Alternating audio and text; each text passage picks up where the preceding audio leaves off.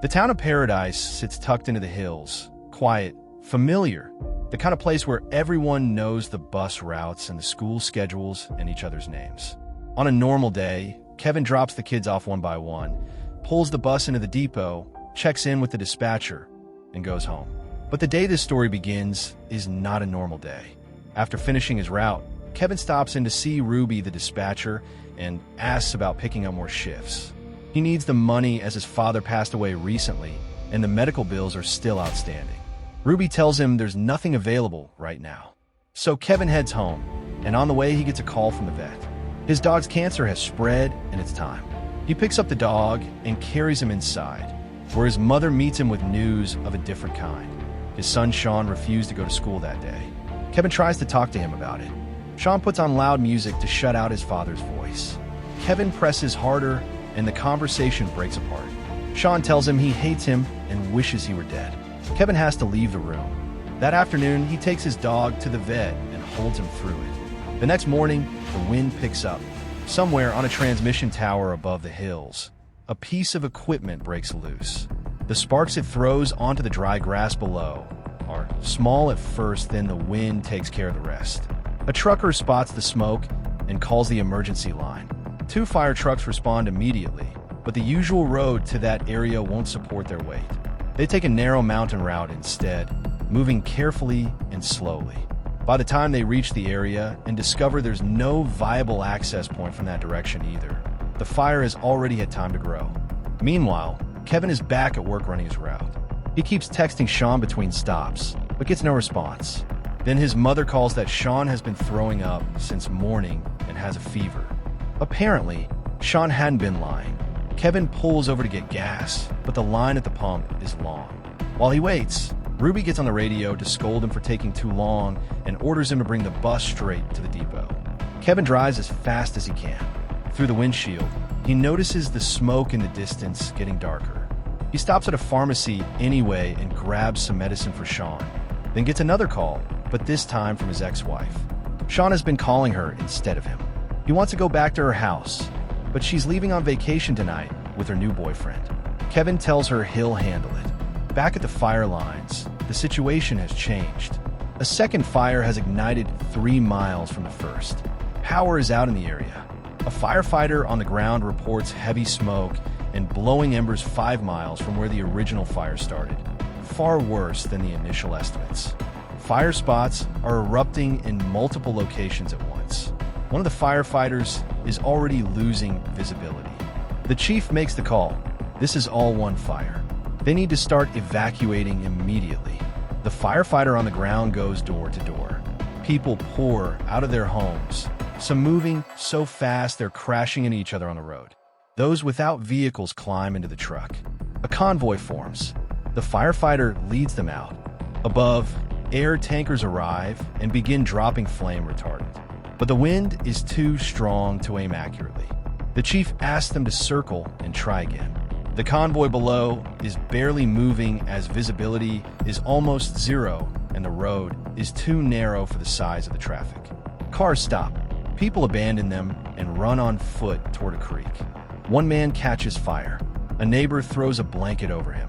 The firefighter on the radio keeps asking for support. Burnover is imminent. The fire trucks, trying to push in from the outside, keep hitting obstacles. They can't advance. The retardant drops also are making no impact. When the burnover finally reaches the creek, the firefighter orders everyone to get in the water. The flames pass directly over them.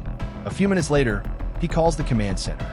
They're alive, but several people have burn injuries, and he warns the chief that the fire is moving faster than anyone expected now. It will reach Paradise.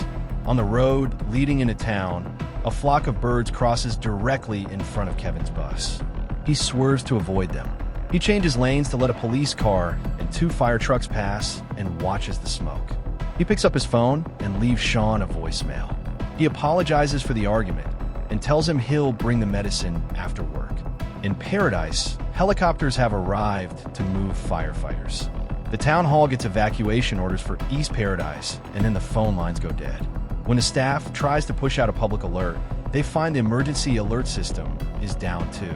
At a school in Paradise, a teacher named Mary is keeping her class calm. No evacuation order has come through to the building, but the principal has already decided not to wait. He tells the teachers to send the kids home. Parents start arriving. Some children get picked up, others don't. Kevin gets another call from his ex while he's driving. He pulls over so he can actually talk. She tells him directly Sean doesn't want to live with him. Kevin doesn't argue. He leaves another voicemail for Sean that he is heading home now. Then he starts turning the bus around, to the frustration of several car drivers stuck behind him. Over the radio, Ruby passes along an order to all bus drivers. Take your vehicles to the West Depot immediately, even if you still have children on board. The school principal finally receives official evacuation orders. With the alert system dark, the town hall is calling anyone with a radio to spread the word. Mary phones her best friend and asks her to pick up her child from another school. Her husband is out of town. Back at the school, a number of children still haven't been collected. The principal calls the bus depot for help. Ruby gets on the radio and asks for volunteers. One by one, the other drivers say their buses are full. Kevin is the only option. He arrives at the school in a hurry and tells everyone to move fast. Ash is already coming down when they step outside and the kids pull up their hoods. A mother rushes in at the last second to grab her son before the doors close. Mary plans to stay behind and help lock up the building, but Kevin stops her. He can't manage the kids alone. She gets on the bus. As they pull away, Mary shows Kevin the school's official evacuation route. Kevin looks at the road ahead and shakes his head. Traffic on that route isn't moving. Mary says the plan is the plan. Kevin keeps driving, and then, at a certain point, says nothing and makes a turn. Mary realizes immediately what he's done and tells him he can't go off-route. Kevin points at the fire and says the jam could get people killed.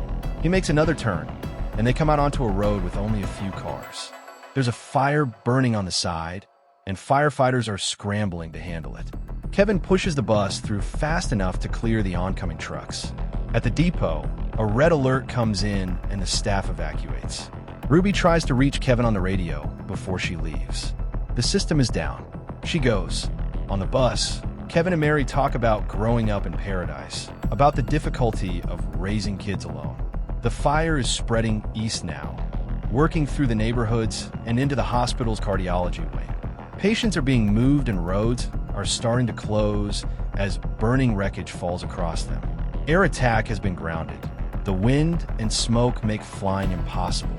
The chief at the exhibition center, which has become the command post for the entire operation, orders his crews to start physically removing abandoned cars from the roads to keep things moving. Traffic on the bus's route starts stacking up again. Kevin is calling Sean repeatedly, but there is no signal. He realizes he never registered their numbers for the emergency alert system. His family might not know to leave. A house on the side of the road catches fire. The kids panic. Mary moves quickly, pulling them away from the windows, keeping her voice steady. The drivers in the cars ahead start blocking the way for the bus, all of them trying to push forward at once. Kevin asks Mary to take the wheel, then gets off the bus. He walks to the police officers trying to redirect traffic and argues briefly before deciding it isn't working. He starts directing the cars himself, sending them to the opposite lane, physically clearing space. It works. The fire truck gets through, and so does the bus. Mary advances far enough to break free of the jam and hands the wheel back to Kevin. They reach the designated meeting point for the evacuation and find it on fire. Kevin and Mary get out and look for anyone who might be stranded there. The area is empty. Mary says they need to get to the evacuation center. She turns to go back and find one of the girls hiding under a seat, too frightened to move. Mary gets down beside her and gets her back out. Kevin returns to the wheel and they leave. At the command center, the chief learns the numbers: 8,000 people evacuated, 30,000 still in the area. Active power lines are falling across roads throughout the town. Teams are cutting them. The power company representative is found at the center, and the chief learns that the automatic shutoffs were triggered, but the manual switches haven't been touched. The chief sends a man to fix it and gets his own crews back on the fire. The bus is stuck in traffic again. Kevin scans the sky. There's a clear patch to the southwest, and he builds a plan around it. 2 possible roads, One shorter, but full of sharp switchbacks that a bus can't safely handle. One longer, but manageable. They take the longer one, then a power line comes down near the road. Kevin has been watching the poles. He sees it coming and pulls the bus out of the way, but cars around him are swerving, and he has to dodge those too. Poles start falling. He makes hard turns around them. Pedestrians have started abandoning their cars and moving on foot, which means more obstacles in the road. The kids are screaming. Sparks land close to the bus. A pole drops directly in front of him, and Kevin has to cut left, driving through a fence to reach the southwest road. The southwest road is worse. The jam is here too, and the fire on this side is stronger. Firefighters are working their hoses in the area, but losing ground. A man catches fire in the road ahead. Mary keeps the children focused on her, away from the windows. Then looters appear, surrounding the bus and demanding to be let in. Kevin and Mary tell the kids to move back and stay down. A man with a gun gets the door open a crack. Kevin starts kicking it from the inside to push him back. Mary spots an opening in the other lane. Kevin turns hard and they break clear of the crowd. Now they head for the narrow mountain road. Back at the evacuation center, Ruby has arrived safely. She looks through the list of drivers. Everyone accounted for except Kevin. The parents of the children on his bus are there, and she has to tell them that the kids were evacuated but haven't arrived yet. The parents push back. Ruby asks them to hold on and says Kevin will get them through. On the bus, the heat is becoming a serious problem. Mary has the kids fan themselves with their homework. Then smoke starts pushing through the air conditioning vents. Kevin shuts it off. One of the girls is showing signs of overheating. Mary tells Kevin to stop. They need water. Kevin pulls over. Mary gets off alone and tells him, if the fire gets close, he drives. She moves through the smoke and ash, checking every building and RV she passes. Kevin watches from the bus and sees the fire drifting toward a gas tank nearby. He starts calling for her. Mary finds an RV with a locked door, breaks it open, and comes out with water bottles. On her way back, she spots other survivors running close by and slows, pressing herself against a wall to avoid being seen. Right at that moment, the gas tank explodes. Kevin keeps calling her name. Mary follows his voice through the smoke and finds a bus. They get the water to the kids and take off, and then a smaller explosion goes off in the grass nearby. Kevin swerves. They're blocked. New flames have cut off the road ahead. He throws it into reverse and starts maneuvering through what's closing in around them. The kids are screaming. The flames keep appearing from new directions. After a stretch of improvised turns and reversals, a gap opens up and Kevin drives through it. Minutes later, the bus is on the narrow mountain road. It's quiet compared to what they just came through. Mary watches Kevin's blind spots and talks him through the turns. At the command center, the team learns that the fire is moving toward those same tight roads. There are no more resources to send in that direction. Anyone still up there is on their own. Kevin spots people on the road coming from the other direction. He stops and talks to them. They've seen fire across the ridge ahead. Kevin tells them the roads behind the bus are worse. The group thanks him and keeps moving the other way. Kevin walks to the ridge to check for himself. What he sees when he gets there changes everything. Fire in every direction. No clear path out.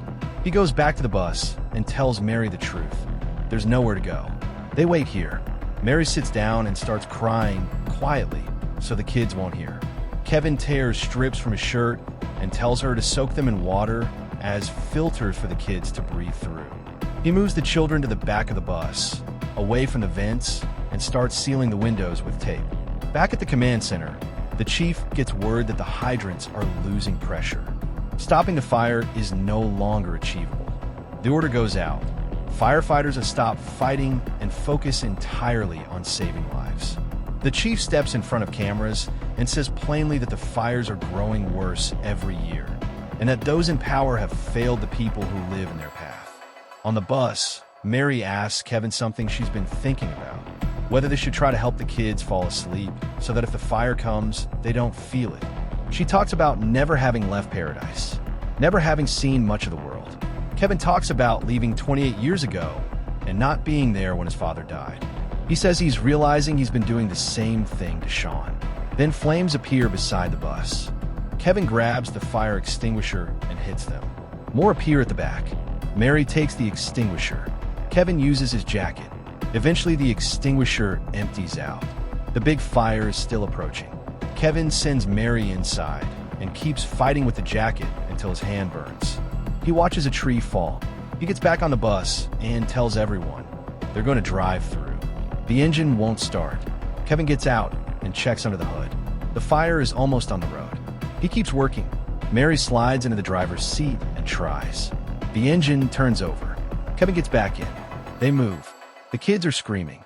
Kevin drives into the fire, making turns wherever a gap appears, crashing through branches and other cars in smaller flames without stopping. The windshield starts cracking. The heat fills the bus. Kevin doesn't slow down. And then, after several minutes that feel much longer, the bus comes out the other side. Clear air, sunlight, a road with no fire on it. Everyone cries. People hold onto each other. Kevin keeps driving. When the bus pulls into the evacuation center, the parents are already waiting. Children pour off the steps and into their families. Mary starts making her way toward a group of parents and stops. Her own son is there. Kevin asks an employee if his mother and Sean are on the list. They're not. He goes to the medical tents and finds his mother. She tells him a neighbor got her out. Sean left on his own before the evacuation. He went to his mother's house. Kevin stands with that for a moment and accepts it. His son is safer where he is. Many days later, Kevin comes back to see what's left of paradise. His house is ash and debris. He moves through what remains and finds a photograph of himself and Sean. His ex-wife's car pulls up. Sean gets out and walks to his father. They hug. This film is based on a true story. Investigators determined that the electric company was responsible for starting the fire and charged the company with manslaughter. The company was ordered to pay $13.5 billion to the victims. Kevin went on to study education and still works as a teacher. Mary remained at the same school and now travels often. Make sure to subscribe and turn on notifications so you can watch more videos like this. Thanks for watching.